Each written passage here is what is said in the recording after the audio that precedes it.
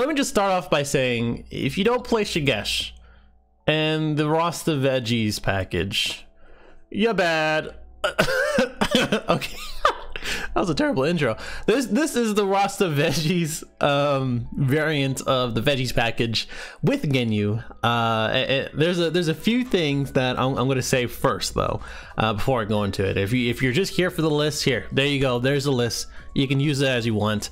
If you want to net deck it, you're free to do that and see how it goes. But the first thing I'm going to say is that if you want to play meta, you're gonna have to be meta, right? If you want to beat the meta, you got to be meta. There are quote unquote some meta decks, but in my opinion, GINYU is the leader when it comes to yellow leaders. If you look at any other leader who is yellow, or even any other leader in general, there is no stronger leader than GINYU. I think Hartford really showed that in the top 4, top 10, whatever you want to kind of take a look at. But in general, if you're gonna play a yellow leader, it's gonna be GINYU. And at first I was gonna do the mecha, or Ja mecha as some people call it, version of this, but I didn't. I feel like GINYU is more of a better choice, and after playing this for about a dozen or double dozen, 24 or so times, I can understand that this is definitely the better version of it. Mecha can be susceptible to stalling at first. It is very much possible. Maybe it's just how I pilot the deck. Maybe I just didn't build it right for that. But GINYU can really change and control the pace for against a lot of different decks, and this kind of shows why that is as well. The other thing is that again, I stand by that Kaba still needs an errata. I still think he either needs a limitation in the deck, or maybe even an errata of saying you can only have 1 or 2 on the field. Probably 2 is probably best. Shigesh still needs an errata. I mean, I'm still standing by that. Only for yellow Saiyan leaders, I'm 100% behind that. The people who say you have to play around it, you have to play meta, whatever, I'm just gonna quickly say that's just stupid. That's very much stupid. And as far as the competitive scene, no one should be forced to play a tier 0 deck. That's all I'm gonna say. And the argument that you're that you have to play around it is very stupid, because when you get into these decks and this type of deck, because this is not only going to be the only one, right? This is if it's not going to be GINYU, it's going to be something else. If it's not going to be Kaba, it's going to be something else. If it's not going to be the VEGGIES package or something, it's going to be something else, especially with all the sets coming out. And I'm going to do a whole video on that as far as like upcoming erratas and what I think, my whole opinion, but I don't want to waste your time. So this is the whole deck as far as this goes, right? And again, GINYU is one of the strongest leaders. He has so much utility, so much draw power, which is very important in the game, and as well as just he does a lot of stuff that other leaders just simply can't right now. So for him, on his unawakened side, you flip over 1 face down card and reveal it to the opponent. If it's a GINYU, you play it. If it's not, then you don't. You just add it to your hand. So everybody plays GINYU without the GINYU force, just so you can draw every turn and self-awaken.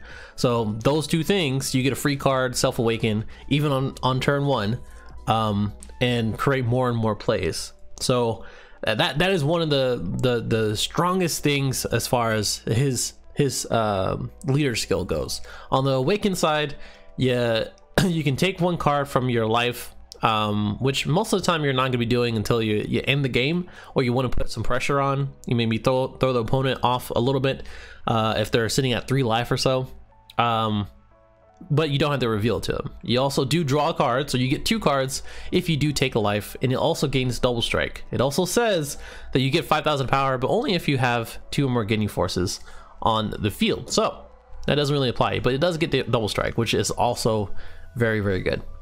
Now, this is the traditional VEGGIES package, right? It's just added with a little bit of red, and the reason why it's called RASTA, is because it's red, green, yellow, and I think that's very straightforward, right? So let's skip the Trunks power overseeing time. It's very straightforward for him. I mean, you overwhelm after you do your plays for 4, and you pay 2 energy. He does have double strike, and you choose 1 battle card. Most of the time, it's going to be a Kaba or a Shigesh. That's really the 2 targets for that. And the more that you play the game, and the more that you play this deck as well, you'll understand why you want this card in the deck, especially if you're going against a mirror match. If someone Shigeshes and he KOs into your combo for some reason, and you have a Shigesh in your hand, or you have a combo in your hand but you don't have a Shigesh, you get the Shigesh and you combo, you go over it again. So that way you can continue doing your thing. Trunks Bridge to the Future, Mr. Blue Hair Trunks. He is the searcher for 2. You choose 1 Saiyan. So this helps with this card in the future, because when you do look at the top 2, you drop 1 of them if you choose 1 Saiyan, or you drop 2. You can do that, but you probably don't want to do that in this deck. And pretty much every single battle card, every single battle card is a Saiyan, so you can choose anything. You're gonna find something. Most of the time you're gonna be looking for a Kaba, sometimes you're gonna be looking for a Kale, sometimes you're gonna be looking for a Shigesh, and even for a sister attack Kale, and I'll go into that more. But this does fuel him, and you can get pretty much anybody, and it's just such a strong card for a 1-drop because you do that. And another side note is that you can choose to look at 1 card at a time. So if you look at a card, you see a Caulifla, and you're like, oh, I'm already at 3 life, I don't want that. So you drop it, and you look at the next card, and you're like, oh, it's a Goku Black, I'll take it. I'll take that, I guess. Not much choice. So there you go. Kaba. Now, again, if you looked at any veggies package, he reduces any Caulifla Kale in your hand by 1.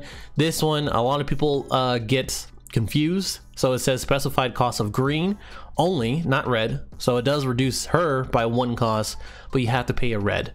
There's only, what, 12 cards that are red. So you're going to be charging 1 of these cards as red and then play her. You could Shigesh, but I don't really recommend it. But it is a target for her, and we'll get into that. And when you play this card, you look at top 10, you choose 1 Caulifla Kale, so she is a target, she is a target, she is a target, she is a target, and because it is 10 cards, you're gonna find something and add it to your hand or play it. She's gonna be a good card to self-awaken quickly, so if you're going against a mirror match and you're sitting at 6 and you haven't used his ability, you can use his ability, play the Kaba, play the Caulifla, take it, awaken, drop 2, and then boom, there you go. You're awakened. You can use your Shigeshes. You have access to a lot of different things, and then most likely you're gonna have a pretty filled up board because of that. And there you go. And because you can choose up to 1 Caulifla. If you watched my other video for the Caulifla deck, that it was a quote-unquote broken, and I think a lot of people are actually agreeing with that. It's getting a lot of attention, so I appreciate that if you are coming from that video, or because you did subscribe for that video. This is a target for her. This is why I'm running 4, because the top 10, you're always gonna get 1 of them in a deck of 30 something cards after you take life and as well as draw. You're always gonna get her. There's no way that you're not gonna get her unless you're drawing dead, or if it's in your hand already.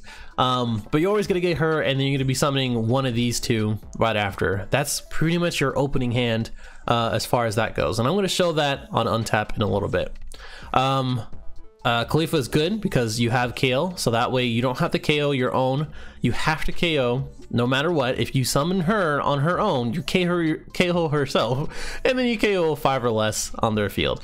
So try not to do that. And then when you play this card, choose 1. So again, you choose 1, you boom, boom, boom, awaken. He is here simply because he has worked a lot. He has worked really well in a lot of other veggies yellow decks, and he does get 2 tokens, so 10,000 power you can put pressure on, but those are 2 5,000 power combo pieces for free, and he is a Shigesh target, and he is there for green. So you do need to green as far as this goes. I end up charging either one of these guys. I never usually charge the Trunks because I need him. I never really charge the Kales because I Shigesh with Kaba on the field, so these guys are really never ever charged unless otherwise completely needed. So if you open up a hand with a KO or something, and you don't have any Khalifas or the Goku Blacks, and you need to play the Kaba, which you usually do, you can either wait it out or you can charge the KO and then go into it. So that's what I would say about that. He is very useful. You can choose a Zamasu, but there's not really a Zamasu in this deck, so that's not really, it doesn't really apply. Kale, she is still a very expensive card. I think she's like 20 bucks, maybe less, like 15 now, which is good because it used to be like 35, 40, just like that promo Green Gohan. She is going down in value, but if you are able to get her for like 10 to 15 bucks, I would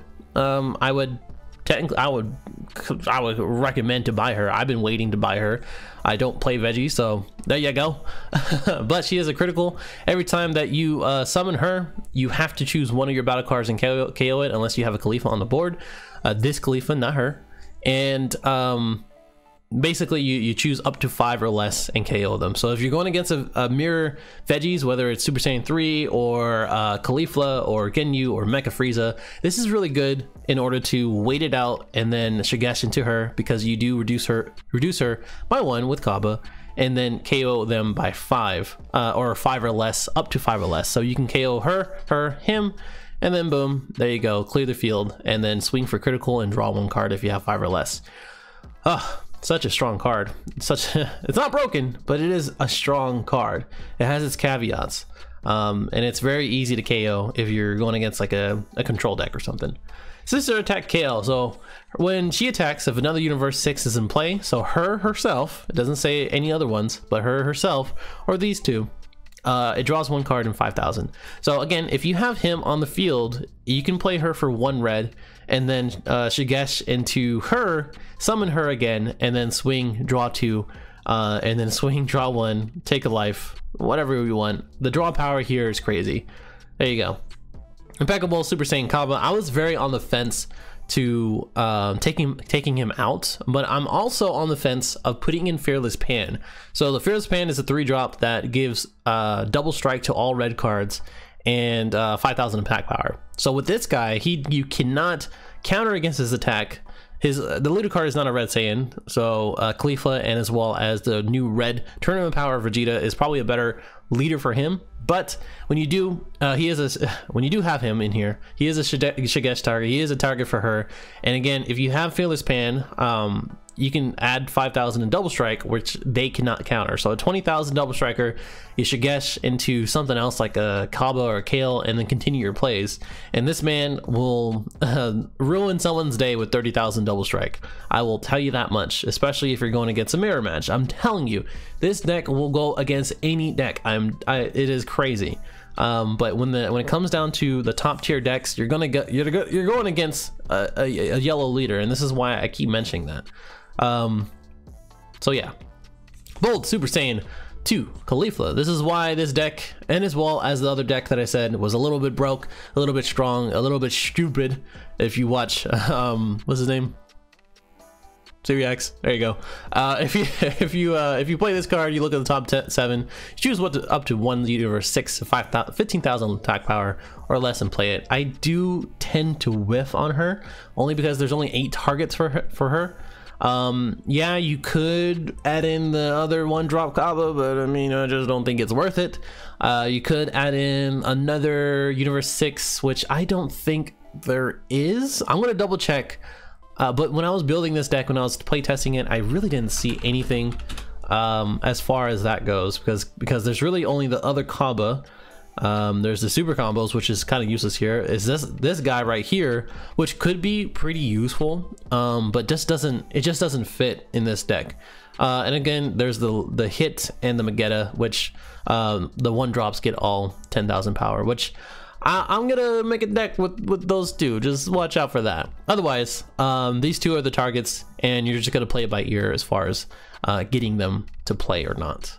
I played 3 Cold Bloodlust. 4 is good, but it's gonna be a dead card if you just get too many. That's just simply how it is. There's enough room to play him, if you charge an explosive Goku or a flying Nimbus, just depending on the matchup. It really depends on the matchup. You can charge this bad boy and not worry about anything if you're not going against Cell or a one engine kind of thing.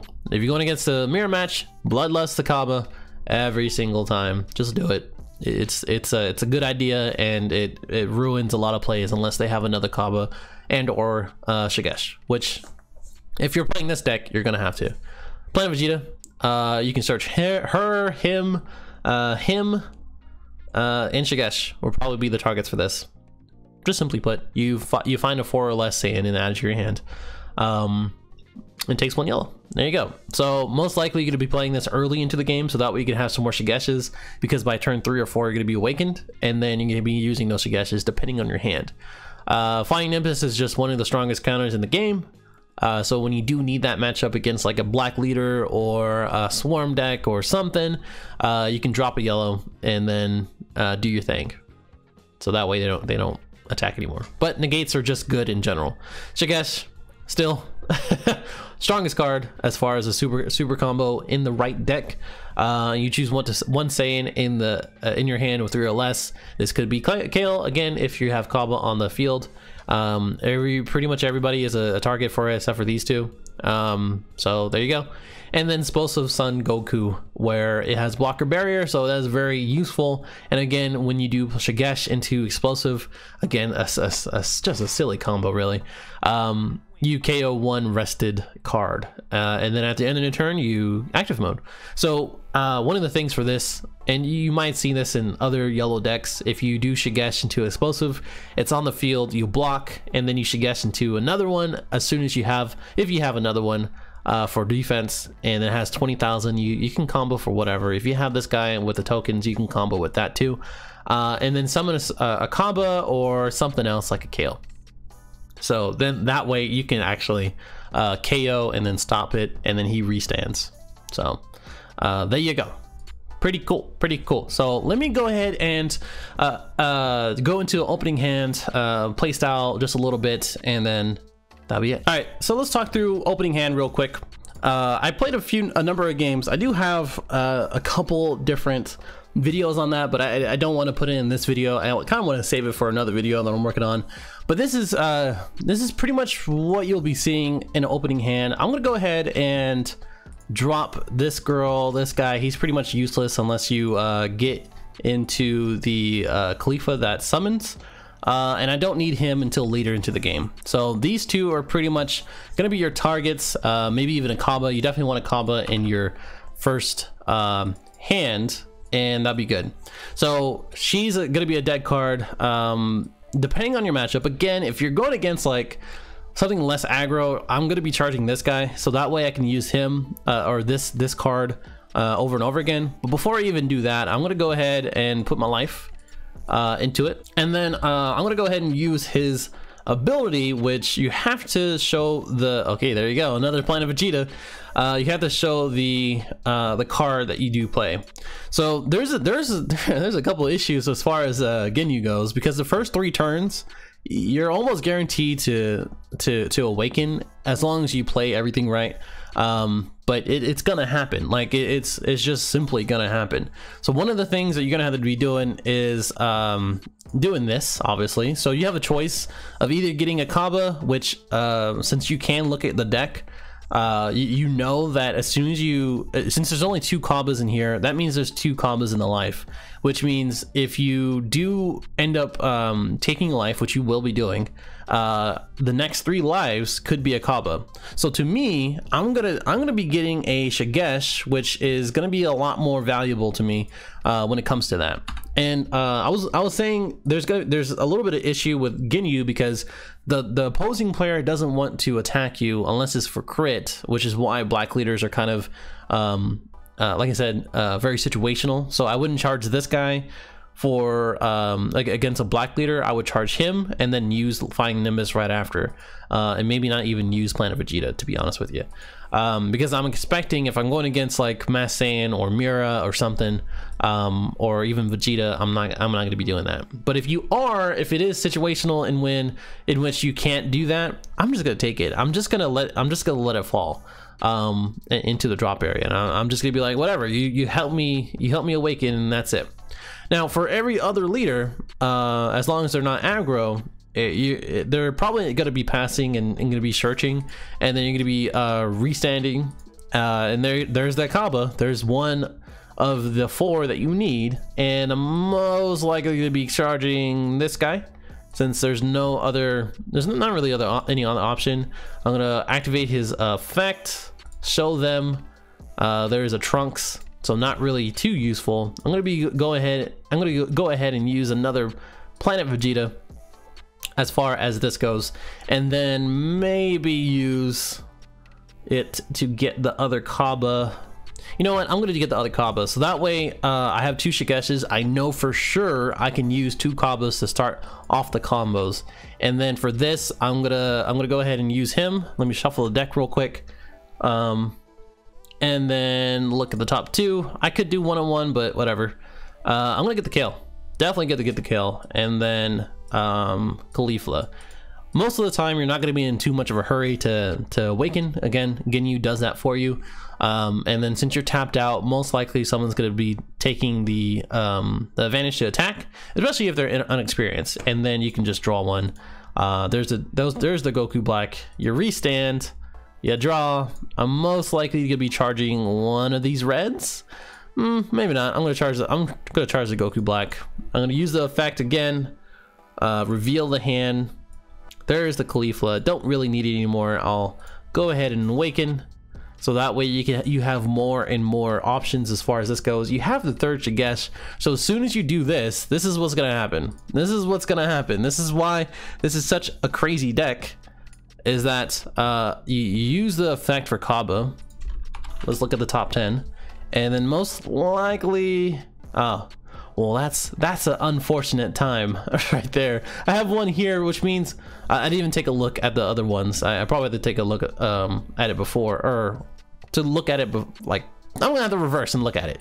But I'm gonna take the Kale. I don't really need the other Caulifla, because I'm gonna charge him and then play the Kale for 1. I'm gonna attack and then draw Shigesh into another one. Or if they built a board, you can Shigesh into a Kale. I drew into the other Caulifla. How annoying that is. I'm going to shuffle the deck and then look at the top 10. And then see if I can get... you're killing me. You're killing me, deck. So most likely, I'm going to say most likely they're in it. You know what? I'm gonna be a little bold here and just build my thing. Look at that, another Kaba. This game's crazy. So you get that idea. As long as you do see this, if this card was actually on the field instead of her, and you look at the top 7, you most likely gonna be able to get a Kaba or a Kale, and then you build the board and you start planning out how you want to attack.